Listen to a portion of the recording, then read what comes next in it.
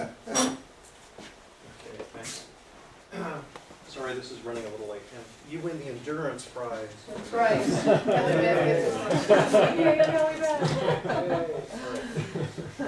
So, Ed Spivak at St. Louis Zoo is one of my buddies. I've worked with him at the North American Pollinator Protection Campaign and Pollinator Partnership, which I co-founded way back in 1999. So he stole a little bit of my thunder, but I'm going to hopefully talk about a little more localized southwestern bees, although I will overlap a little bit with a little more bee biology. And hopefully I'll come up with some different things to say. This is one of my favorite bees, this great green-eyed bee. This is a male. It's one of the digger bees, one of the anthophorenes. This is a pollinator of Palo Verdes. These are great bees. It's a bee that I've worked on a lot with John Halcock. It has a really weird alternative mating strategy. The males of this bee find underground virgin females. We think they smell them and then dig them out and mate with them on their birthday. All kinds of kinky weird stuff going on with native bees. Can you put the screen? Oh, yeah, sorry. What were those guys called again? What? What was that one called? No, that. Oh, the one's too far. Uh-oh.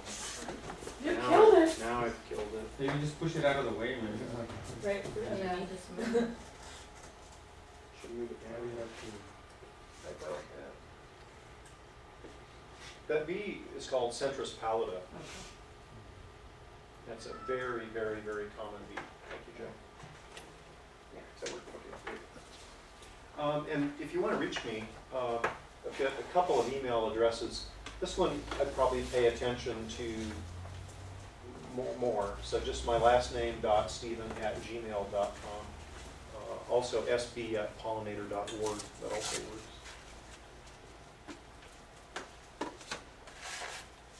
Well, I guess you could be the bee's knees. This was one of my professors at UC Davis. He played in a group called the Honey Combo. Really great with the clarinet. He also got killed off early in a lot of bee movies. And what the guy on the right is doing, I don't know. Maybe trying to impress friends or get into the Guinness Book of World Records. But I'm not going to be talking about honeybees so much as native bees. So I'm talking about what are some of the native bees, how we can nurture and protect them, and how to make bee condos. One thing that's really amazing and makes it very difficult to give talks about bees is that there are just so many of them. I used to say that there were about 4,000 species of native bees in the U.S., and now John Asher and Terry Griswold and a number of other folks have gotten together. We probably think there's about 3,500 species in the continental U.S. I think Ed said there were 1,000 in Arizona. There are not. There actually, this is a pretty precise number. There are 1,300 species within the state boundaries in Arizona. I wish many, many years ago I had started doing some repeat historical surveys with netting or pan traps, and then I'd be able to tell you there are 500 species of native bees in the Tucson Basin. I can't. I think the number is probably somewhere between 500 and 700. So Tucson residents are very lucky, actually anybody in the Sonoran Desert, because we have such a richness, right? We have all these biotas coming together. Things from the south coming up, from the north coming down, east and west. So this is a real melting pot for flowers and pollinators.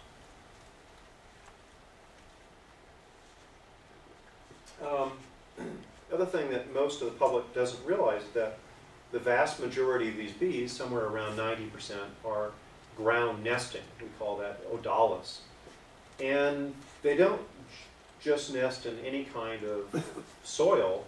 My colleague Jim Kane in Utah did some studies looking at particle size and sand and clay content and that sort of thing. But bees will nest in hard-packed ground. And if you want to dissuade bees, if you want to keep them out of your garden, be sure to mulch it. Use a lot of deep redwood mulch or something like that. Bees hate to dig, female nesting bees hate to dig through mulch.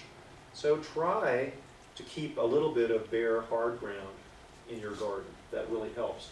One thing that I hope we explore in this project is not just bee condos in wood, but also adobe, right? Hey, we've got a great architectural history here with adobe.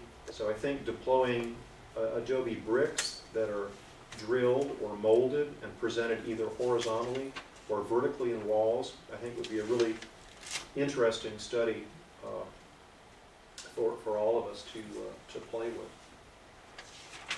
Some of them nest in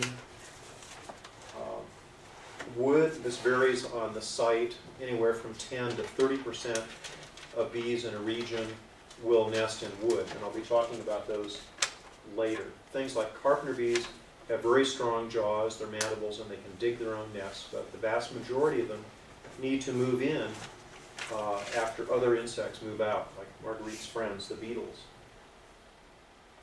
So this is what's happening underground if you had X-ray vision. This is a little bee, a cactus bee, the genus Diadasia. And so these females go out and collect lots and lots of Opuntia and Choya pollen. They mix it with nectar, not always on the same trip, but they form